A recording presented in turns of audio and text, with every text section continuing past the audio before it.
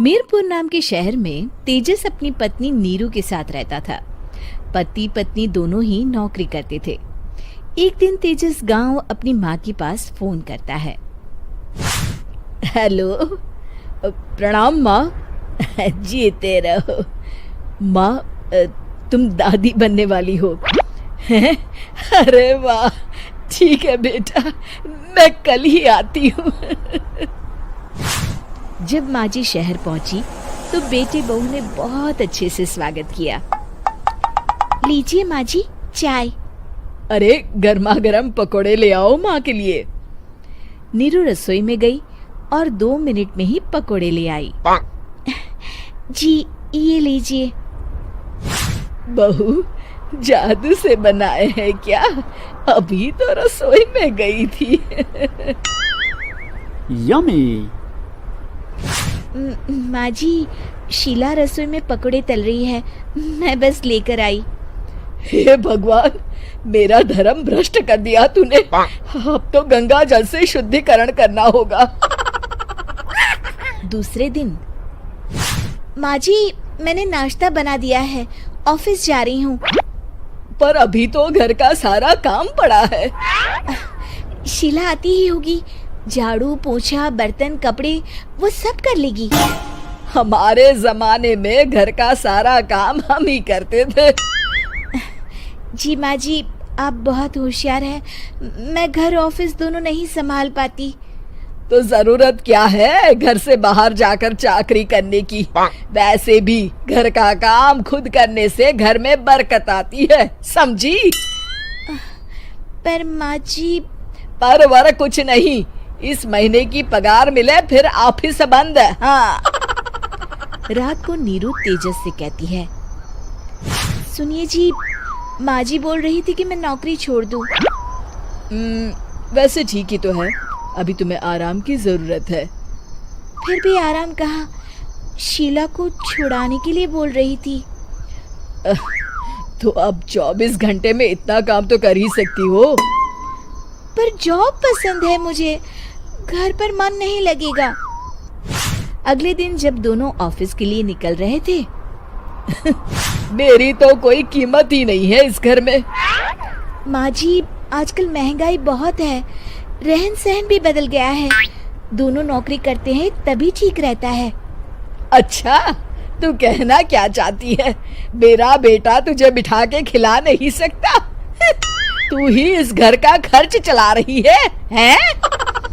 नहीं माँ जी, मेरा वो मतलब नहीं था। मतलब खूब समझती हूँ, ये बाल धूप में सफेद नहीं किए मैंने। हाँ। अब तो ये रोज का काम हो गया था। तेजस भी रोज की झिकझिक से परेशान हो गया था। एक दिन उसने कहा, नीरू, वैसे भी तुम्हें मैटरनिटी लीव मिलने वाली है, तो अभी से ही छुट्टी ले लो। पर क्या, मेरी सैलरी अच्छी खासी है। आखिर नीरू ने रिजाइन कर दिया। जब बच्चा हुआ तो घर में सब बहुत खुश हुए। कुछ दिनों बाद तेजस फाइल देख रहा था। क्या हुआ तेजस, कुछ परेशान लग रहे हो? हाँ, वो हमारी जितनी सेविंग्स थी वो तो हॉस्पिटल में और छठी के फंक्शन में खत्म हो गई है नीरू। और अभी वैसे मंदी चल रही है तो मैं बोल रही थी कल मुन्ना को हेपेटाइटिस का टीका लगवाना है। नीरू, क्या पोस्टपोन नहीं कर सकते? नहीं जी, बिल्कुल नहीं। अब तेजस को समझ में आ रहा था कि उससे गलती हुई है। पैसों की कमी का असर घर के माहौल पर भी पड़ रहा था। अगले दिन, बेटा मेरा चश्मा और ये दवाइयाँ ले आना, पर्चा देते हुए माँ जी ने कहा। जी। तेजस, मुन्ना के लिए दूध का डिब्बा और डायपर भी ले आना, और ये किराने के सामान की लिस्ट है, इसे भी लाना है। तेजस गुस्से में लिस्ट मरोड़कर फेंकता है और चिल्लाता है, पैसे क्या पेड़ पर उगते हैं? ये ले आना, वो ले आना। अरे पर ये जरूरत का सामान ही है। वो गुस्से में बिना कुछ कहे ऑफिस चला गया। अरे लंच तो ले जाइए।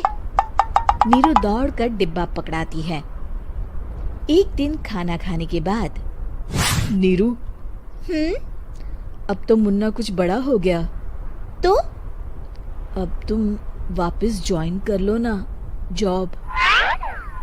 पर इस रिसेशन में जॉब मिलना बहुत मुश्किल है। ट्राई तो करो। फिर मुन्ना? माँ जी है ना, और एक फुल टाइम मेड भी लगा लेंगे।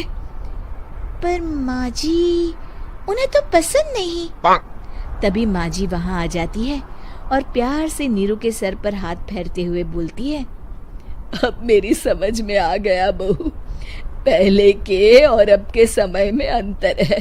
तुम काम शुरू करो, मुन्ना की जिम्मेदारी मेरी। मेरी प्यारी माँ जी। ये कहकर नीरू उनके गले लग गई। शिक्षा, परिवर्तन संसार का नियम है, हमें भी समय के साथ चलना चाहिए। उम्मीद है कि आपको हमारी ये कहानी पसंद आई होगी। कृपया हमारे चैनल को सब्सक्राइब करें और सभी अपडेट्स के लिए बेल आइकन जरूर क्लिक करें। और हाँ, वीडियो लाइक और शेयर करना मत भूलिएगा। Bye bye.